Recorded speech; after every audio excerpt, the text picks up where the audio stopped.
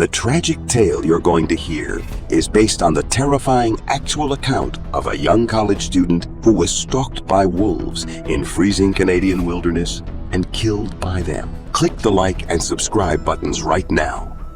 This was Kenton's scary wolf assault. Mr. Joel Carnegie. Kenton Joel Carnegie, then 22 years old, was studying geological engineering at the University of Waterloo in Ontario, Canada, reaching the conclusion of his semester on November 8, 2005. In the northeastern Saskatchewan region, a corporation named Point North Landing had given him an internship. And he was thrilled to have the chance to start his career at such a prestigious organization. However, the uranium mine was practically in the middle of nowhere and was more than 900 miles, 1,500 km, away from his college. The closest city was more than 2 hours distant and hundreds of miles of wilderness and animals surrounding it.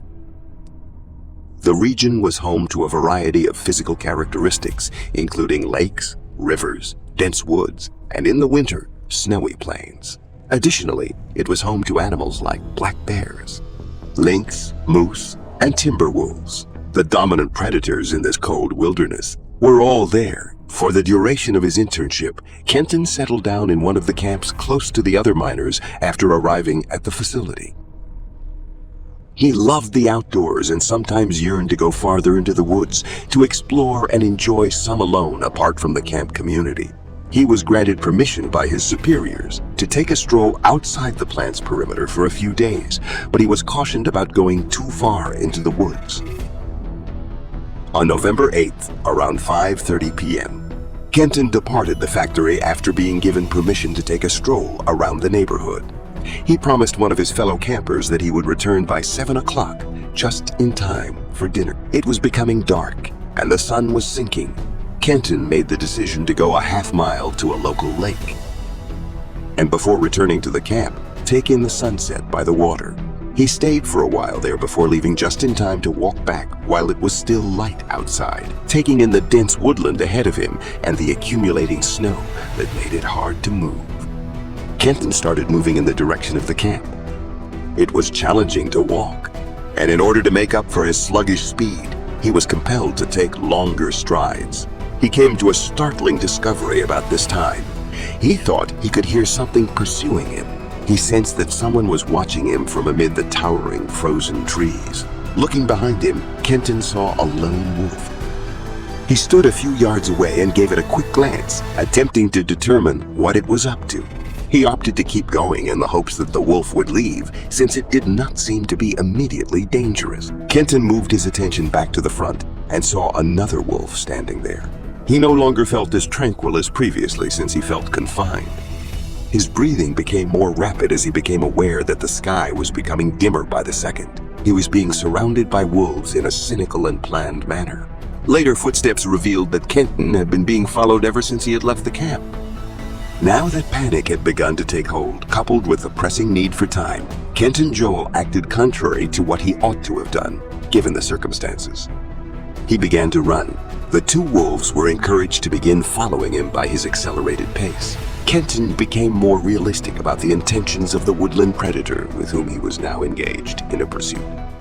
Still 1 kilometer from safety, Kenton screamed in terror as 2 more wolves joined the pack and followed him. It was hard for him to outpace the predators that were engaged in combat on their own territory due to the adrenaline, fear, and the heavy snow under his boots. And 4-1 in his favor. Finally, one wolf got a hold of him and bit the side of his torso to draw the first blood. As Kenton began to bleed, a trail of bloodstains appeared behind him on the white snow. He was now battling for his life after no one responded to his calls for assistance. In an effort to thwart his attempt to flee, the wolves closed in on him and bit him again on the thigh. Finally, he sank to his knees while still attempting to escape danger by crawling. Kenton was frightened as the wolves began around him in an insane manner. He began to punch and fend off one of the wolves as it sprang at him in his last moments. Kenton's destiny was all but decided when the whole pack pounced on him all at once during the excitement of a successful hunt. One of the wolves bit into his thigh with its razor-sharp fangs. His right hand was bit by the other, Having briefly escaped their grasp, Kenton was able to take a few steps forward in an effort to reach safety, as shown by the footprints that were subsequently found. But he was soon apprehended once more. His limbs had become numb with terror, and he was now gasping for air. The wolves were not kind to him this time. They chewed off pieces of his flesh from all over his body till he eventually stopped moving and perished.